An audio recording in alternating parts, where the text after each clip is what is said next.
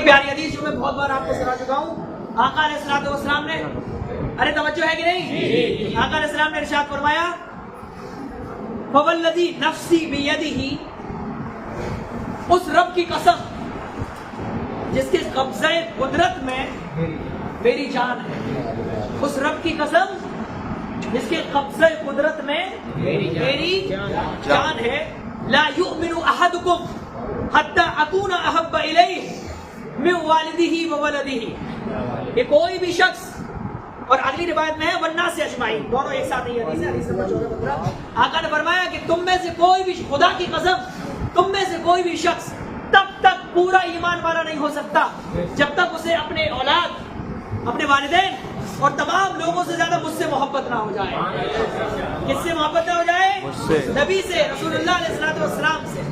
ارے دھیان ہے آپ کا کہ نہیں؟ کیونکہ ہم نے پہلے ہی کہا تھا کہ سب چیز بعد میں ہے، پہلے رسول اللہ کی بات ہے۔ بے شک جان ایمان ہے وہ، ایمان کی جان ہے وہ، اللہ کی سرتا و قدم شان ہے یہ بول دو، یہ اللہ کی سرتا و قدم شان ہے یہ، انسان نہیں انسان وہ ایمان ہے یہ، بے شک سبحان اللہ، انسان نہیں انسان وہ انسان ہے یہ، انسان نہیں انسان وہ انسان ہے یہ۔ قرآن تو ایمان بتاتا ہے انہیں، قرآن تو ایمان بتاتا ہے انہیں، ایمان یہ کہتا ہے میری جان ہے۔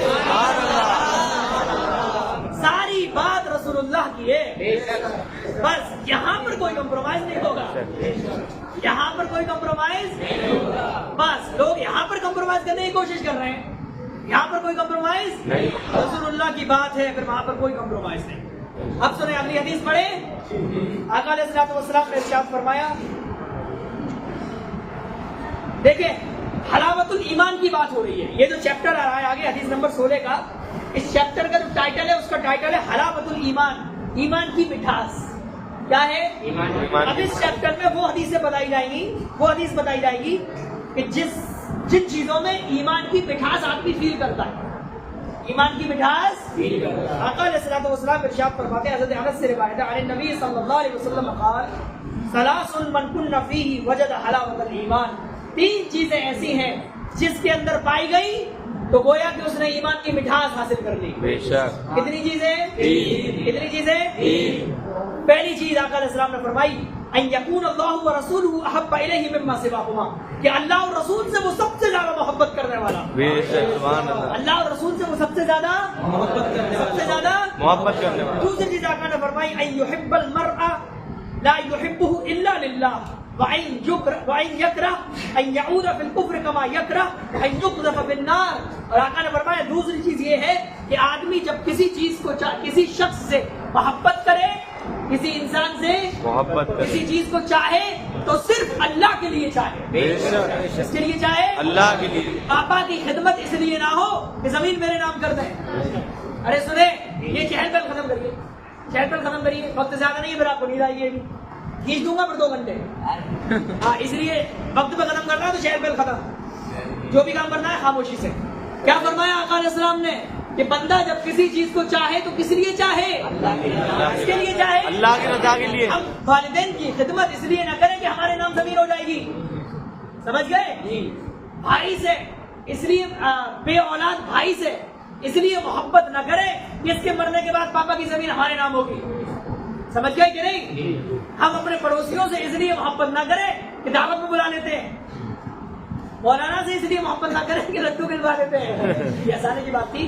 محبت جب بھی کریں اللہ کے لیے کریں، بے اس شک کے لیے کریں اللہ کے لیے، جب اللہ کے لیے آپ محبت کریں گے تو اس محبت میں بھی گھاٹا نہیں ہوگا انشاءاللہ، انشاءاللہ، اور اس کا بدلہ دنیا میں بھی ملے گا اور آخرت میں بھی۔ بے شک کتنی چیزیں ہو گئی؟ 2 3 چیزیں بتائی تھی نا آقا نے۔ اب یہ جو چیز ہے آپ کو اس دور میں سب سے زیادہ سمجھنے کی ہے، جو تیسری چیز میں بتانے جا رہا ہوں، آقا علیہ السلام نے فرمایا کہ تیسری چیز جس سے بندہ ایمان کی مٹھاس حاصل کرتا ہے وہ یہ ہے کہ کفر کی طرف پلٹنے کو، ایک ایمان والا کافر بننے کو، خود کو کفر کی طرف پلٹنے کو اتنا برا سمجھے جتنا بڑا وہ خود کو آگ میں ڈالنا سمجھتا ہے۔ بے شک کیا سمجھے؟ کوئی بندہ ہم میں سے یہ پسند کرے گا کہ ہمیں آگ میں ڈال دیا جائے؟ نہیں. کوئی بھی پسند کر سکتا ہے؟ نہیں. بندہ چھوڑیے، ہر مخلوق یہ پسند کرتی ہے کہ آگ میں نہ ڈالا جائے. ہر مخلوق کو آگ کی شدت کا احساس ہے نا. تو جس طرح ہم نفرت کرتے ہیں اس چیز سے کہ ہمیں آگ میں ڈالا جائے، آقا نے فرمایا اسی طرح نفرت کرو کہ آپ سے کفر کا کام ہو، آپ کے ذریعے کوئی بھی کفری کام کا صدور ہو، کفر کی طرف پلٹے، کوئی ایسا کام کرے جو اینٹی اسلام ہو.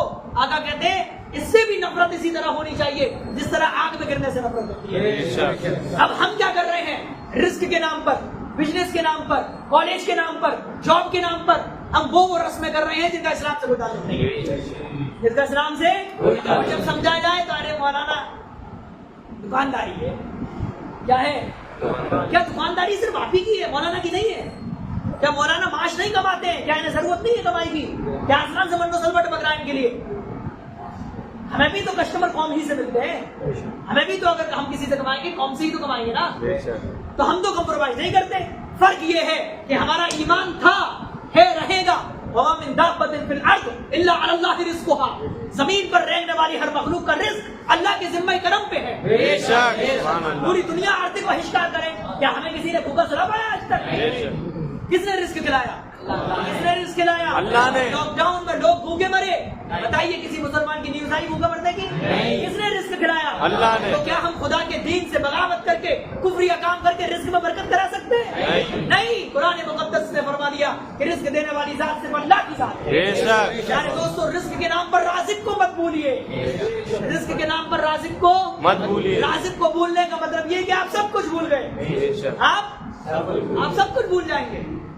اس لیے آپ سب میں انڈائریکٹ